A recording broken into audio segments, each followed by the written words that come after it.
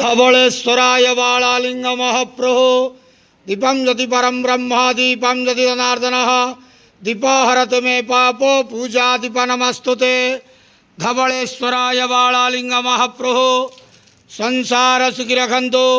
आज ज्येष्ठ मासर शुभ शनिवार रे समस्त श्रद्धालु भक्त मान को आशीर्वाद करंतु, मनस्कामना पूर्ण करंतु, कर्मक्षेत्र उन्नति करंतु, ग्रहरिष्ठ खंडन करंतु, जगतर मंगल करंतु, विश्वर कल्याण करंतु, आपणकर नाम प्रकाश करंतु, सेवकर डाक श्रवण करंतु, समस्त गुआवसा भक्त मानकर मनस्कामना पूर्ण करंतु। जो जो भक्त माने आपणक पाखरे मानसिक रखिछंती तांक मानसिक पूर्ण करंतु। धवलेश्वराय बालालिंगाय नमो नमः। संसार सुखी रखंतु, आनंद के बार हरि बोलो। आज ज्येष्ठ मासर शुभ शनिवार रे समस्त श्रद्धालु भक्त मान को आशीर्वाद करंतु, आनंद के बार हरि बोलो। बाबा धवलेश्वराय बालालिंगाय नमो नमः।